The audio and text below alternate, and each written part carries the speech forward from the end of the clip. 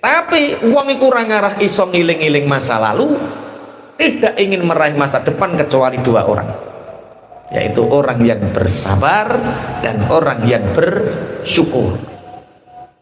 Masya Allah. Makanya sama cerita dengan orang buta, orang itu. Orang yang nggak bersyukur, maka dia akan melupakan masa lalunya. Orang yang tidak bersabar, dia tidak akan mau meraih masa depannya. Jadi Nabi Musa untuk meyakinkan ratusan ribu orang Bani Israel untuk keluar dari Mesir, itu harus dengan kesabaran dan keteguhan.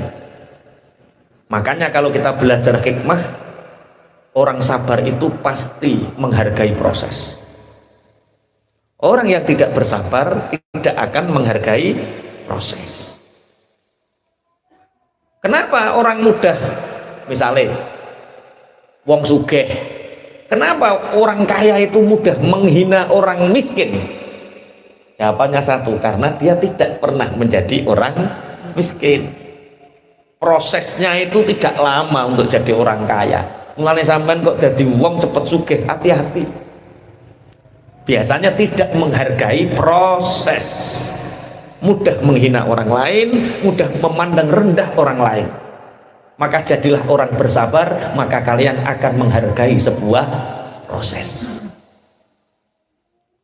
Makanya dalam satu riwayat hadis, ada hadis qudsi, Allah berfirman, idza mata waladul abdi. Ini dalam hadis Rasulullah Shallallahu Alaihi Wasallam bersabda, idza mata waladul abdi qala Allah Ta'ala lil malaikah aqabatum samrata qalbi.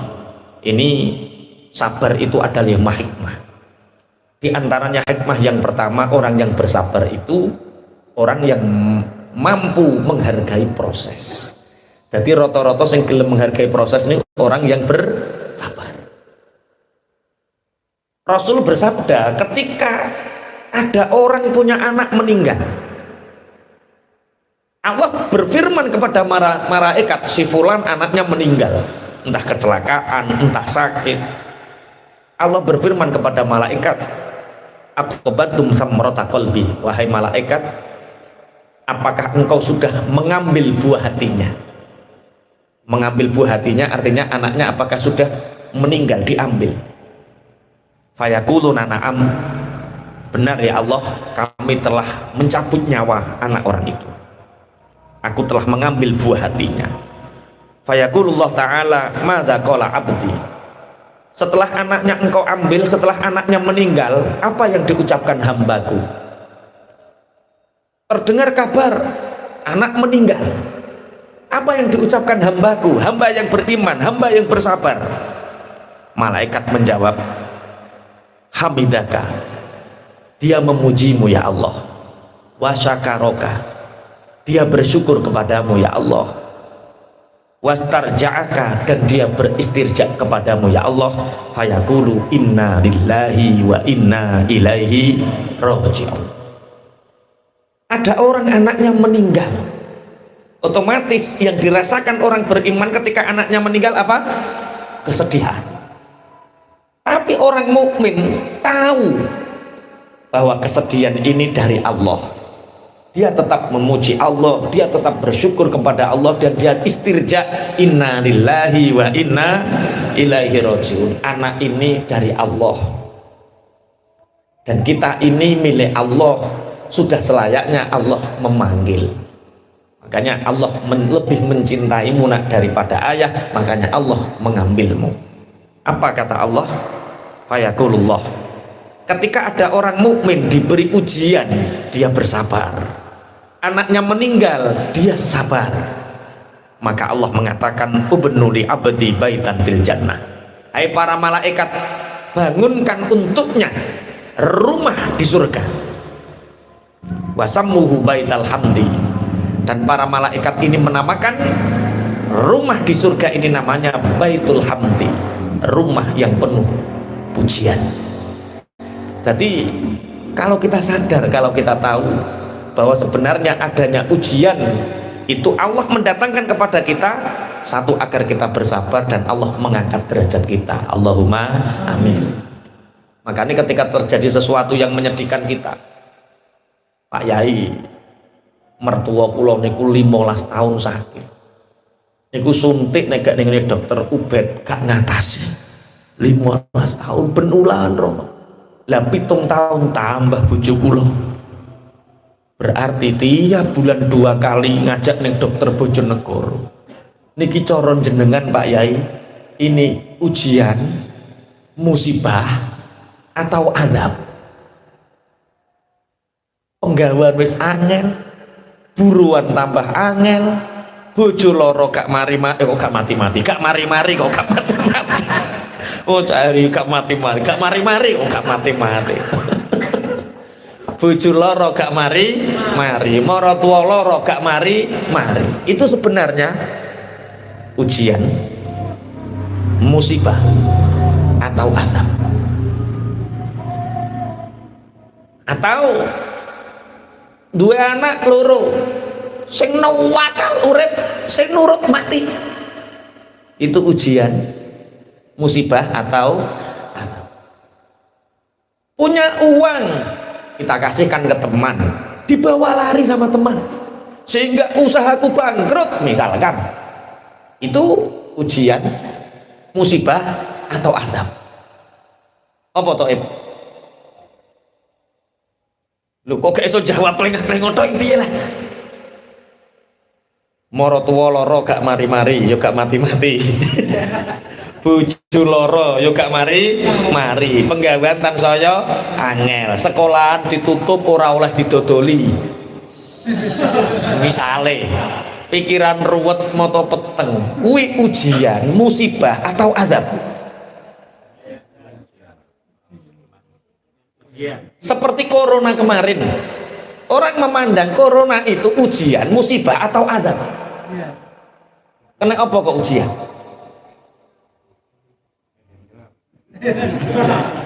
Bingung iki, kok ndang azab? Monggo. Apapun yang terjadi terhadap kita, kullu yusibana illa ma kataballahu lana huwa maulana wa 'alallahi falyatawakkalul mu'minun. Apapun yang terjadi kepada kita, baik itu ujian, musibah atau azab, itu yang menjadikan ketiganya itu kita sendiri. Kalau memang keburukan yang terjadi kepada kita ini menjadikan taat kita bertambah, itu ujian. Kalau memang keburukan yang terjadi kepada kita ini menyebabkan kita mendapat pahala yang banyak dan kita bersyukur, itu musibah. Tapi kalau keburukan yang datang itu menyebabkan kita ngersulo dan kufur, itu azab. Berarti azab, ujian, musibah itu tarifnya ora konggone Gusti Allah. Keluarnya menjadi ujian atau menjadi musibah atau menjadi azab itu tergantung dari kita sendiri. Buk dadekno ujian, musibah utawa azab. Lah nek kowe ngersulo terus kufur, azab. Maka segala keburukan yang terjadi sebaiknya dijadikan sebagai ujian atau musibah. Ujian untuk meningkatkan takwa kita kepada Allah, musibah untuk meningkatkan derajat kita di sisi Allah. Bismillahirrahmanirrahim. Nabi Musa memberi semangat orang-orang Bani Israel untuk keluar, butuh kesabaran yang tinggi. Bahkan Bani Israel sendiri menentang, butuh kesabaran yang tinggi. Nah makanya orang yang sabar itu punya 5 hikmah. Di antaranya orang yang bersabar pasti menghargai proses. Sampai nikah dan berjuang mati-matian terus oleh berhasil, nek menghargai bojomu, masya Allah, karena melihat prosesnya. Lah yo golekane angel trimo tak larakno kan ngono. Tapi nek moro gelem ora gelem, oke ya mbok larakno. Karena tidak ada perjuangan, maka Allah memerintahkan kita berjuang agar kita bersabar dan menghargai proses. Sampeyan jadi gus, moro-moro pondoknya gede, tanpa ada unsur ruhul jihad, tanpa ada unsur perjuangan, nyawang santri yo sak penake dhewe. nyawang umat sampai naik dewe nek dia gak belajar, karena rata-rata orang yang tahu-tahu jadi itu tidak menghargai proses. Makanya yang hari ini mungkin usaha bolak-balik kok gulung tikar, ingat Allah ingin kamu menghargai proses. Terus untuk berhasil bagaimana? Kata Supergood, satu kuncinya apa? Sabar. Wes ketemu tak kuncinya apa? Sabar. Kedua, orang yang sabar itu dibersamai Allah. Makanya nanti afdol mana antara sabar dengan syukur? Kowe dikai ujian karo dikai nikmat iku seneng ndi? Lebih utama mana? Itu nanti. Orang yang sabar menghargai proses, orang yang sabar dia dibersamai Allah. Tidak hanya dilihat, tidak hanya disawang, dibarengi Allah. Innallaha ma'as sabirin. Sing nomor telu, orang yang sabar dijamin mendapat pertolongan Allah. Makanya ning kene Nabi Musa piye? Wa dzakirhum bi ayyamillah inna fi dzalika laayatil likulli sabarin syakur. Setelah proses panjang kesabaran Nabi Musa, doa Nabi Musa itu dikabulkan oleh Allah 40 tahun tak kandani. Jadi Nabi Musa ndonga ngalah ke Fir'aun. Nabi Musa berdoa untuk bisa lepas dari Fir'aun, itu dikabulkan Allah selama berapa? Setelah 40 tahun. Berarti 40 tahun sebelum doanya dikabulkan, Nabi Musa ngelakoni ilmu sing jenenge sabar. Memang umur tua dicelatu umur tua lagi berang tahun. Oh sabar Nabi Musa 40 tahun lah ya. 80 tahun setelah umur tua aku mati ya ngono maksudnya. Sabar sampai umur tuamu mati nek Anda. Oke, satu. Setelah perjalanan sabar ini dijalani, yang terjadi adalah pertolongan Allah pasti datang. Pertolongan Allah pasti datang bagi orang-orang yang bersabar. Yang keempat, orang yang bersabar itu pahalanya tidak pernah terputus. Selama dia menjalani sabar, selama itu derajatnya naik. Pahala. Bojo wedak entek, anak wayah bayar urun, panen kernek wereng, apa maneh bane bocor, duit ning celengan entek, ning rekening dicek karek 50.000. Masya Allah, golek didil-didil duit 2.000 ning sor-sor kasur. Kesabaran kita saat ingin lepas dari kesulitan itulah pahala. Sabar. Yang terakhir adalah surga yang tertinggi bagi orang-orang yang sabar. Jadi satu, orang yang sabar hikmahnya, orang yang sabar menghargai proses. Yang kedua, orang yang sabar dibersamai Allah. Yang ketiga, orang yang bersabar dijamin pertolongannya. Yang keempat, orang yang bersabar pahalanya terus menerus. Yang kelima, surga tertinggi bagi orang yang sabar. Inna fi dzalika laayatil likulli sabarin syakur. Kenapa sabar ini berkaitan dengan syukur? Ini sebelumnya tak bahas sabar dulu ben gak belawur sampean. Sabar dicontohkan oleh Rasulullah ketika orang diuji anaknya meninggal. Allah berfirman, apakah anaknya engkau sudah ambil rohnya? Sudah ya Allah. Apa yang dikatakan hambaku? Dia tetap memujimu, dia tidak pernah berpaling darimu, dia istirja, inna lillahi wa inna ilaihi rajiun. Apa dawuhnya Allah? Bangunkan untuknya rumah di surga dan katakan atau sebut surga itu namanya Baitul Hamdi, rumah alhamd, rumah pujian. Itu bagi orang-orang. Jadi besok orang-orang yang hidupnya di dunia ini sulit, penuh kesulitan, dan dia bersabar, dia dapat surga, dibangunkan istana namanya Baitul Hamdi. Bismillahirrahmanirrahim. Nabi Musa alaihi salam itu pernah berjalan dengan Nabi Yusha bin Nun. Fa'idzan bi thairin abyadu qad waqa'a ala mankibi Musa alaihi salatu wassalam. Nabi Musa berjalan beriringan dengan Nabi Yusha bin Nun, tahu-tahu itu ada burung putih, warnanya putih, nemplek neng gulon kelambini Nabi Musa. Akhirnya burung ini mengatakan, ya Nabi Allah, jagalah aku dari pembunuhan. Tolong Nabi Allah, lindungi aku hari ini dari pembunuhan. Jadi ono manuk gede sing senengane mangan manuk cilik. Manuk gede iki jenenge manuk apa? Alap-alap. Ono sing alap-alap, ono sing gagak. Mosok gagak mangan manuk cilik lah. Wah iku ra gaul iku berarti. Cilikane ra tau ning sawah iku. Manuk apa? Elang, alap-alap, manuk alap-alap. Siapa yang akan membunuhmu? Miman qala miman. Siapa yang akan membunuhmu, kata Nabi Musa? Qala minas sokri. Aku diburu burung elang, aku diburu burung alap-alap. Dia ingin memakanku. Akhirnya burung kecil ini, ada elang datang masuk neng sakune Nabi Musa. Cara sing paling penuh mlaku ning jero kelambine Nabi Musa, rasukane Nabi Musa. Akhirnya elang ini mengatakan, ya Nabi Allah, la tamna'u saidi anni. Hei Nabi Allah, Nabi Musa, kamu jangan ikut campur antara urusanku dengan dia. Allah sudah memberi rantai-rantai makananku ya burung kecil, jangan halangi aku untuk memakan buruanku ini.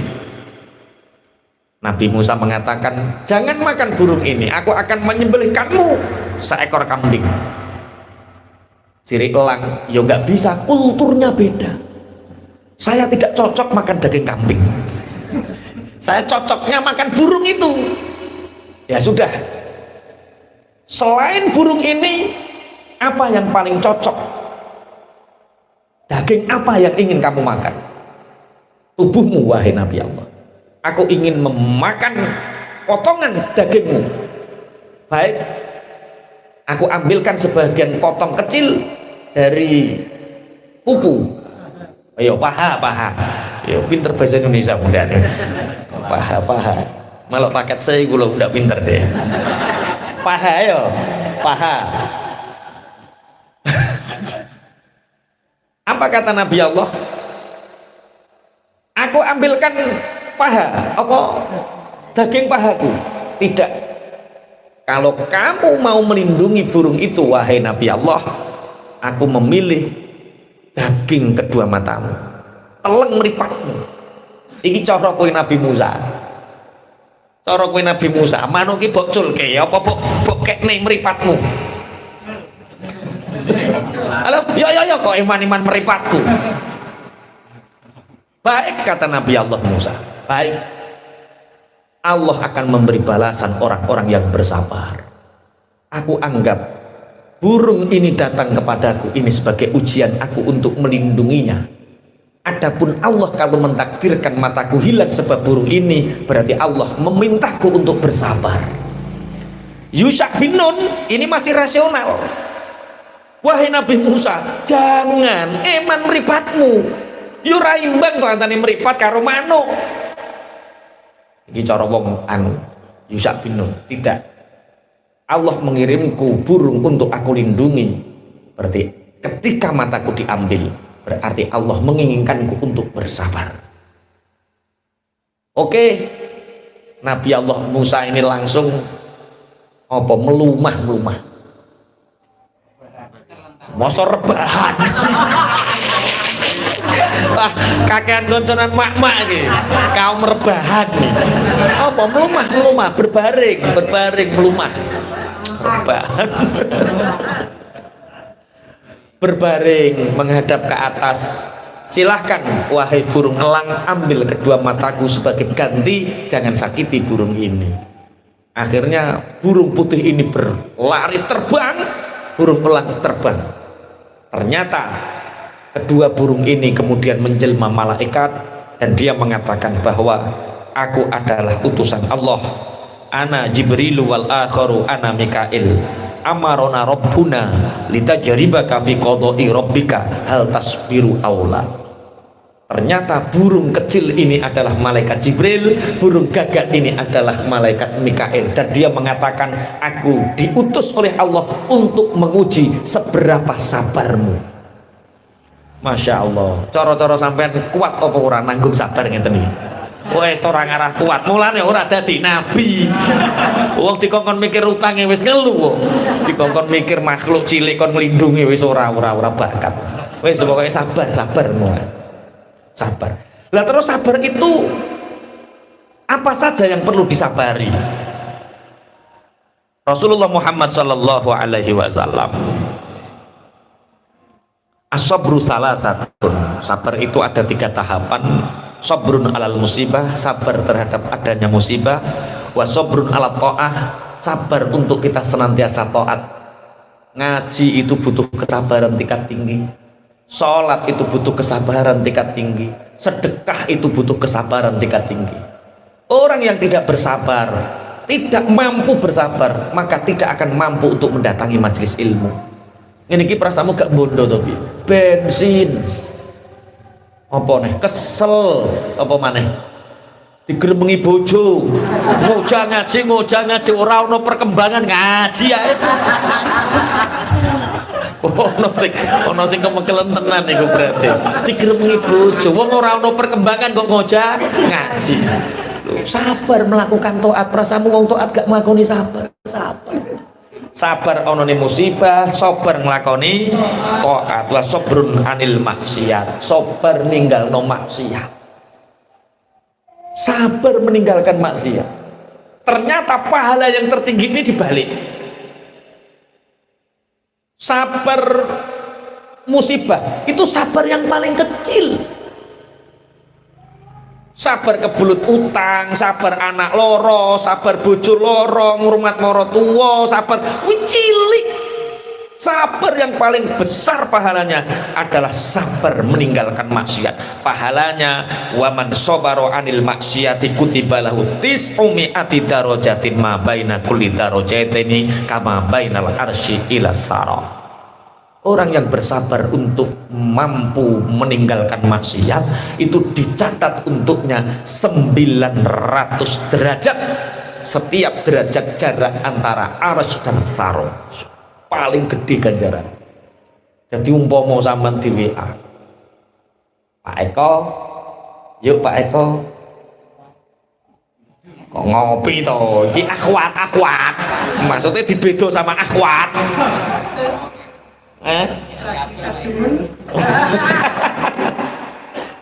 Loh, dibedo karo akhwat iso nolak 900 derajat.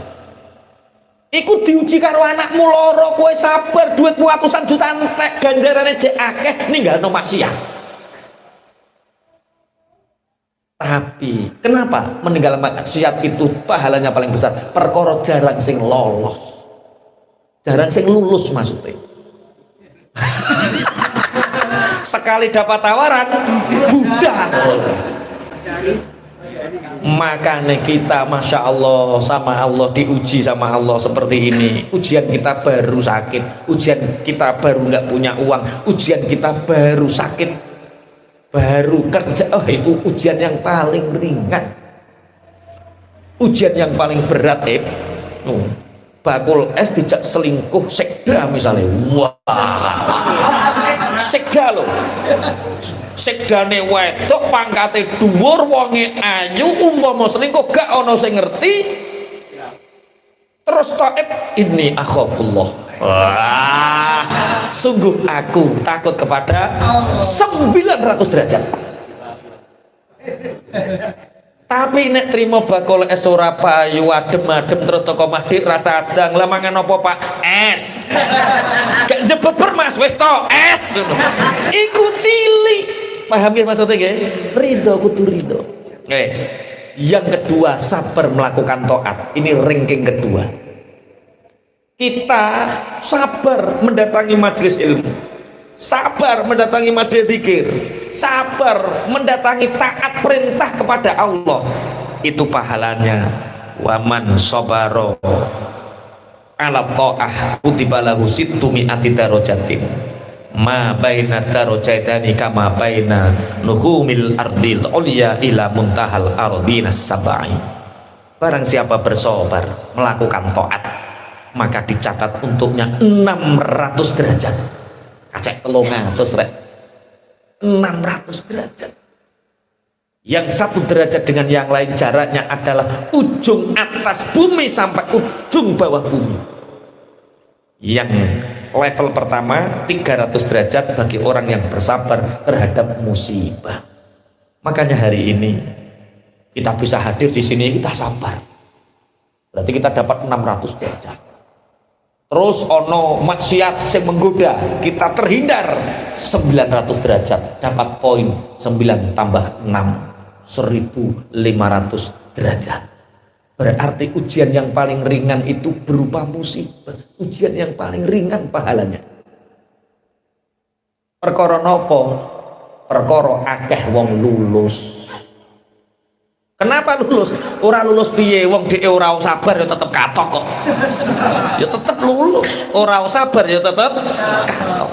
Makanya bersabarlah. Bismillahirrahmanirrahim. Dalam hadis yang lain, kemudian orang yang bersabar dengan orang yang bersyukur itu lebih utama mana? Sampai diberi musibah, diberi kesulitan, kemudian kita bersabar. Dengan sampean diberi kenikmatan oleh Allah, dengan kenikmatan itu kita bisa bersyukur, kita datangi majelis ilmu, kita sholat, kita sedekah. Itu lebih utama mana derajatnya? Orang bersabar dan bersyukur itu lebih utama mana derajatnya? Milih nih, bersabar atau bersyukur? Bersyukur. Ono sing bersabar. Kok kaya wedi to modele? Kok padha pengen bersyukur kabeh modele? Hah? Apa-apa eneng karek mangkat. As-sabru afdhalu minasyukri. Sabar itu lebih utama daripada syukur. Kenapa? Li anna syakirina ma'aziyadah kama qala ta'ala la in syakartum la azidannakum was-sabirina ma'ahumullah kama qala innallaha ma'as-sabirin. Derajatnya orang yang sabar itu di atas orang yang bersyukur. Orang yang sabar itu lebih utama daripada orang yang bersyukur. Kenapa? Orang yang bersyukur di Arab-Arab ditambahi. Nek wong syukur iku mau oleh tambahan, tapi nek wong sabar dibarengi Allah. Orang terima ditambahi, dibarengi. Cak, rekening urusi cak. Engkau isine pek. Wareng diurusi. Yo, wes ngurusi nyoh tak tambahi. Nah, oleh duit tok ditambahi. Seneng dikaro. Diuji. Setelah diuji, kue koncoku tenan cak, masya Allah, ayo runtung karo aku, ayo, utawa ndi. Dibersamai Allah itu derajat yang luar biasa. Malaikat apa nyiksa rawani loh, bareng Allah. Nek kue syukur karo Allah ditambahi, cek ono hisabe. Nek kue sabar dibarengi Allah, malaikat Mikail wedi, malaikat Malik wedi. Apa nyeksa? Ono Allah kok. Orang yang bersabar itu bersama Allah. Satpol PP apa mendungi sampean? Dadak sampean dibarengi bupati. Wani nggak Satpol PP ini mendungi? Lho, bupati. Wes, milih sabar atau milih syukur?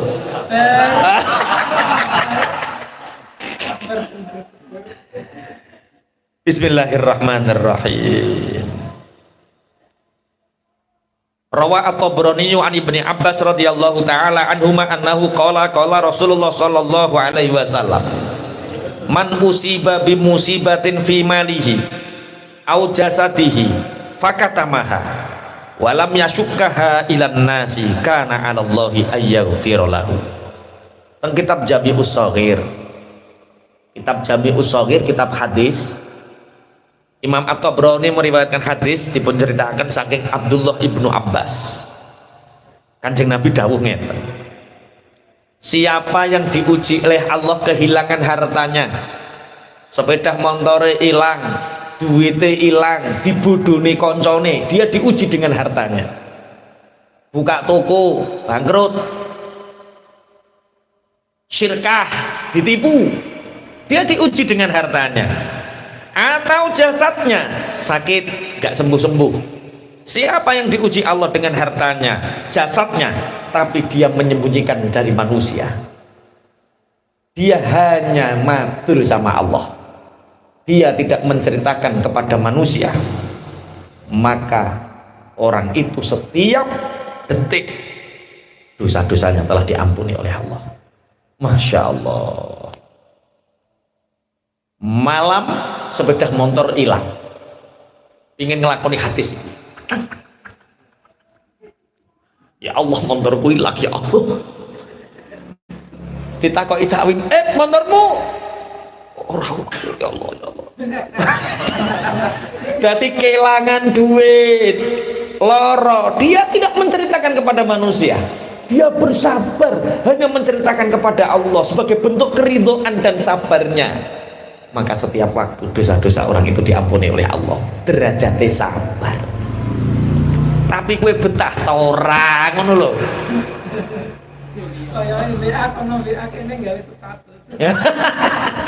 Nek ngono cek gak apa-apa, kadang-kadang iki mesti tanggoku sing ngedek iki. Iki aku bangkrut iki gara-gara kae disantet kae, dieleki kae, diguwaki uyah kae. Ya Allah, ya Rabb ya Karim. Ayo padha nglakoni ilmu napa? Sabar, sabar. Bismillahirrahmanirrahim. Ada seorang ulama. Kalau di sini syaka nabiyun minal anbiya, bukan ulama tapi salah satu nabi.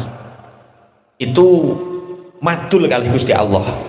Madul bahasa Indonesianya apa ya? Madul, wis pokoknya madul. Mengadukan. Ada seorang nabi mengadu kepada Allah, ya Rabbi, al-abdu al-mu'minu yuti'uka wa yajtanibu ma'asyaka tazwi anhu dunya wa tu'ridu lahul balaya. Ya Allah, ada permasalahan ya Allah, kata nabi ini. Ada orang datang, dia beriman kepadamu, dia taat kepadamu, tapi dunia seakan lari darinya, dan bala musibah bertubi-tubi datang kepadanya, padahal dia taat, dia beriman. Sedangkan wal abdu al kafiru la yuti'uka, sedangkan hamba yang kafir tidak taat kepadamu, wa tujzu ala ma'asika, dan selalu bermaksiat kepadamu, tazwi anhul balaya, bala seakan menyingkir, musibah kesulitan seakan lari darinya, tapi dunia watabasutulahu dunya berdatangan kepadanya. Yang ini pertanyaan ini bi, ana wong loro, sing siji mukmin, taat, nggak pernah maksiat, tapi duit uangel, dunia uangel, musibah datang silih berganti, disuwukno coke meh, ora tau leren pokoknya. Padahal dia taat kepadamu. Yang satu kafir, selalu maksiat, rezeki terus berdatangan, dunia melimputinya, musibah seakan tidak pernah datang. Nabi ini madul kali Allah, dijawab sama Allah, fa'auhallahu ta'ala ilaih. Hei Nabi,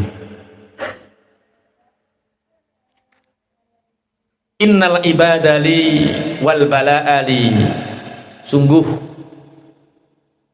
ibadah itu hanya untukku dan bala itu hanya dariku. Wa kullun yusabbihu bihamdi, dan semua bertasbih dengan menyebut memujiku. Hai Nabi, orang mukmin ini melakukan dosa.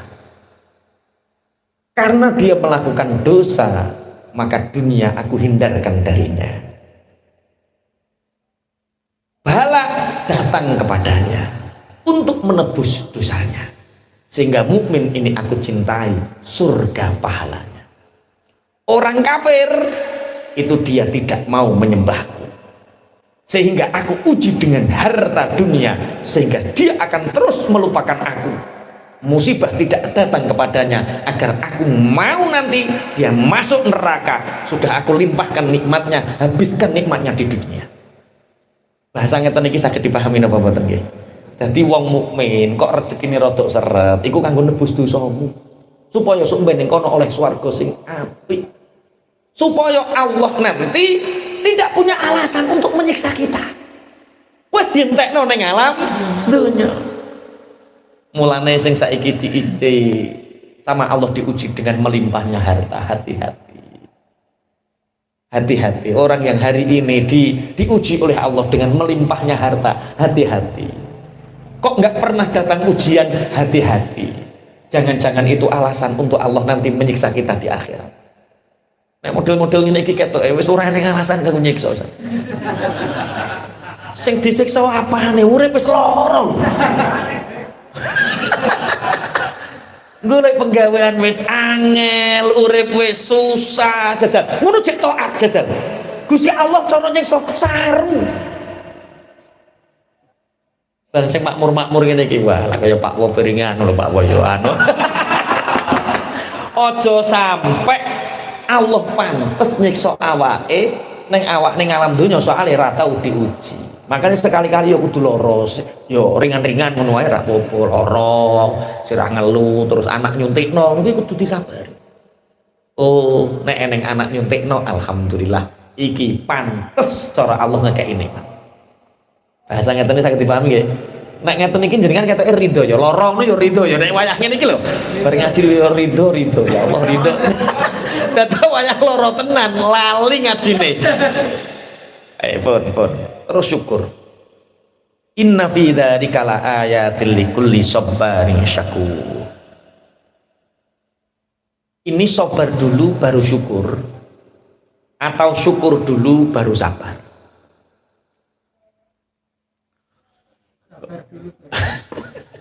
Tak baleni, sabar dulu baru syukur atau syukur dulu baru sabar? Yang jelas orang sabar menghasilkan syukur, orang syukur mendapatkan kehidupan yang baik ditambah sama Allah. Jadi sabar karo syukur dua hal yang tidak bisa dipisahkan. Rasulullah Muhammad sallallahu alaihi wasallam dawuh, al imanu nisfani. Iman itu hanya dibagi dua. Nisfun sabrun wa nisfun syukrun. Sebagian sabar, sebagian syukur. Nek oleh musibah sabar, nek oleh nikmat syukur. Tapi nek nikmat mbok arteni syukur ngenteni nikmat, derajatmu kaya asu, derajatmu kaya kucing. Kowe ora usah menungso sing berakal. Kalau untuk bersyukur saja menunggu nikmat, iku rasa menungso sing berakal. Kucing karo asu iso nglakoni. Lu kok bisa? Nggih, kucing bukai pindang meong-meong seneng deh. Mbok gebuk melayu. Asu bukai balong guguk. Mbok gebuk melayu.